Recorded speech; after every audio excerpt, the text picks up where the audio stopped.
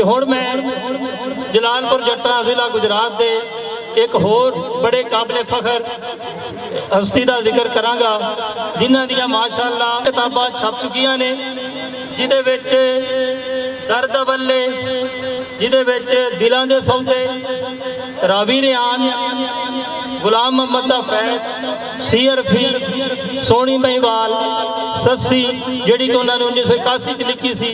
इस तो इलावा उन्होंने दियां तकरीबन 10-12 किताबां जिहड़ियां ने उन्हों की कंपोजिंग हो चुकी है। इंशाअल्लाह ऐसा तो भी मंजर आम ते आ जाएगियां।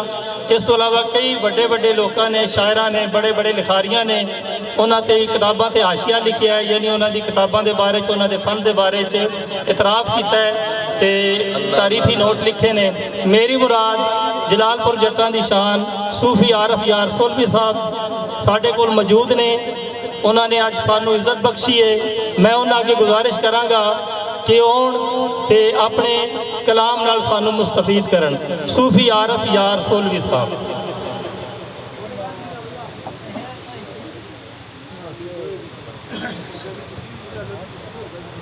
बिस्मिल्लाहिर्रहमानिर्रहीम।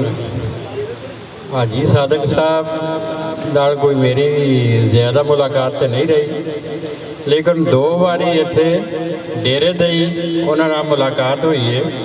कोवा 2-2 घंटे बैठे रहे हैं इत्थे। मेरे नाल इकबाल कसोगी दा सी, सखी इकबाल जी नूं आंदे ने। असीं इत्थे कोई ईद कुरबानी वास्ते बच्चे ले इत्थे चौपाले तो वो फिर असी इन्हां दे कोल ना डेरे ते बाबा जी बैठे रहे। उन्हें फिर बच्चा घलिया, कुछ चाह शाह मंगवाई, नाल बिस्कुट मंगवाए। फिर बड़े खुश होए, बड़े खुश अखलाक सन। अल्लाह पाक उन्होंने आखिर दियां उन्हां दियां मंजिलां आसान करे, उन्होंने जन्नत फरदौस विच आला मकाम अता फरमाए। आमद आज़ार खुदावंद ताईं, आमद आज़ार खुदावंद ताईं ते जो खलकत दा वाली ते ऐबू खाली। हुक्म उदे बिना लदा नहीं ते कोई पुत्र रुख डाली ते कुदरत आली। नूरी नारी खाकी आबी दर ते नित सवाली ते कूकण वाली। आरफ यारा कोई कम उसदा नहीं, हिकमत तू खाली ते शान नराली।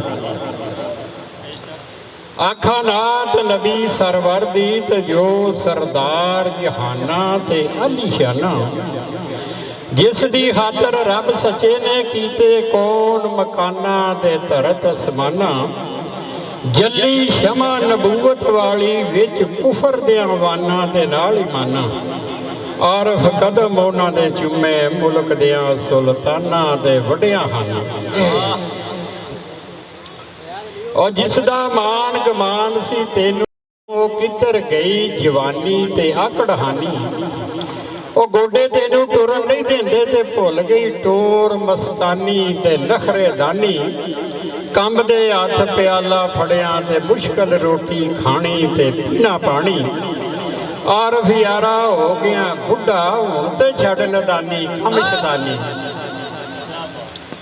मेरी मेरी कर दे लखां ते टुर गए इस जहानू ते निकल मकानू। वो कोई परत के आया नहीं ते जाके कब्रस्तानू ते दश्त वरानू। पुछ सिकंदर दारे कोलू ते पुछ नबी सुलेमानू ते बुख सुल्तानू। आरफ इत्थे किसे नहीं रहना आइए खबर कुरानू ते वेख ध्यानू। और रातां दे दिन इंज पे दौड़न ते ज्यों रेसां दे घोड़े ते पै पै सौड़े।